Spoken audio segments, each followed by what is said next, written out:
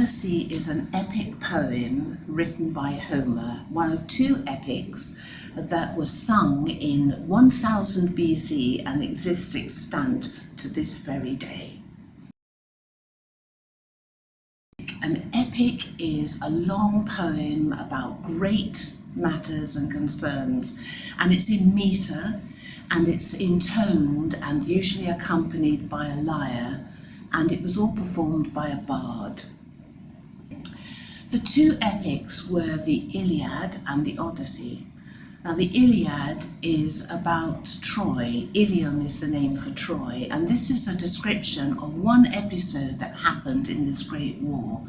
And it's about Achilles, a great fighting warrior, and his anger, his wrath, and the devastation that causes. And because he's a hero, the devastation is extensive. Great suffering is caused just because of the magnitude of this man, and even the gods are involved. And it's also, though, more importantly, about how he transcends that anger and the effect that that has.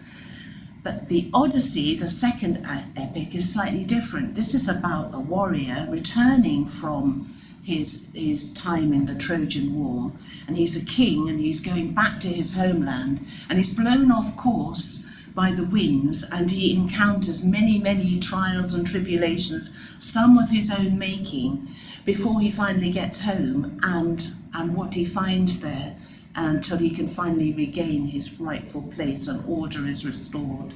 So this could be termed a domestic epic, whereas the Iliad is an epic about war. Who was Homer? Well, Homer was a bard, and as a bard you would sing these great well-known stories to an audience in the evening after their evening meal.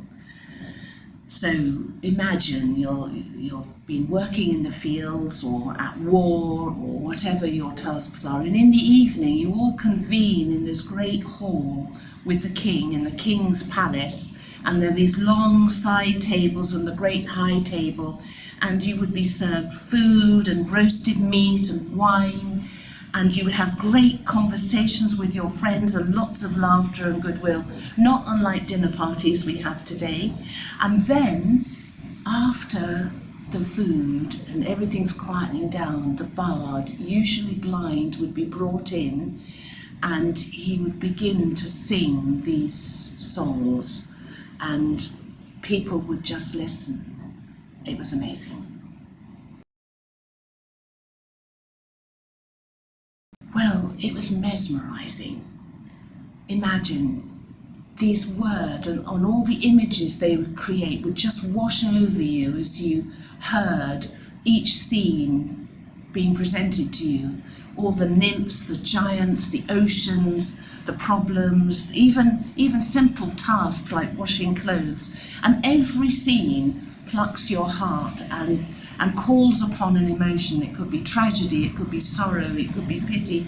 You're taken through the whole gamut of the emotions, and it goes on relentlessly. You behind all of these, there are these questions, these musings, things that you're thinking about, but you don't have time to stop. Questions like, is that just? How could that be? Could he have avoided that? Would I do the same thing? Why? Why did he do that? What were his choices? But you don't have time to debate these questions because you've moved on to the next scene. And the bard would tell these stories from memory. He memorized them, but like a fairy tale, he could adapt, he could embellish to suit the particular occasion. You know, if there'd been a particular battle that day, he would call on some great feat that everybody would remember. So although these were well-known tales, although these were well learnt, he would also be spontaneous and creative in the moment. So it was always novel and entertaining. Yes, the gods appear. The gods are these great universal powers, and sometimes they really aid our hero Odysseus, and everybody else for that matter, and sometimes they really oppose him, and they can both be doing the same at the same time. So you're on this universal stage, but the only thing you have in your control is how are you going to meet the situation? How are you going to handle these godly forces coming at you from every direction, what will be the most propitious way to act? Goes on today.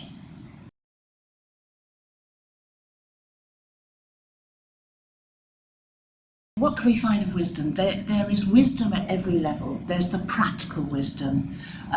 There's wisdom of how to run your home, how to wash your clothes, how to build a raft or sail a boat, how to greet and entertain a guest, how to worship the gods. Everything is embedded in these stories as you go through hearing about the latest giant that's been decapitated or the nymph that's risen up to rescue you.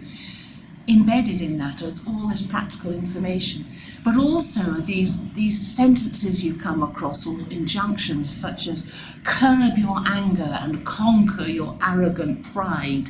I mean, what a directive. But perhaps the greatest wisdom lies simply in the large world it takes you into, the questions it prompts, the recognition that although you're meeting nymphs and giants and oceans, and it's the story of your life. It's like an allegory of your own life. You meet the same challenges, albeit in a different form. And you can't escape this. You may not formulate it. You may just relish the story, but those questions reverberate regardless. Well, these works are important because they have inspired so many responses to them. All those questions and musings have been expressed in art, in playwright, in literature, in poetry. Almost everywhere you look, you can see some evidence of this inspiration. So it opens up a whole understanding of culture. And this is the first formulation in the Western civilization that today is known the world over.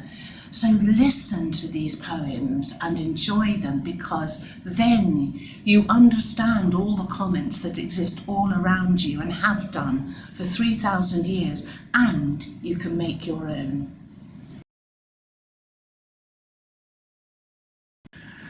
Homer has opened my world. It's broadened my horizons. It's made me ask these questions, it's made me pursue them, it's made me look again. I've formed opinions and I've gone back to the text and think, no, but it wasn't like that. And then I read something else, like something Plato has said, and I'm struck by a completely different point of view. And I go back to what Odysseus said about what he did, or what Homer wrote. And there's never an end. It's such an exciting journey just to explore this poem, and so relevant. Definitely. And I just wish to share it with everyone, because everyone's interpretation is going to be different, but everyone's interpretation is relevant. And it's on such a large scale, and it's so fascinating to know who are the sirens for each of us. Who are the lotus eaters, and have we managed to avoid them? Have we remembered the home that we're returning to? These are very practical, relevant questions that you can revisit at any moment of the day, and you've always got the colour and the spirit of Homer and the Odyssey to frame it.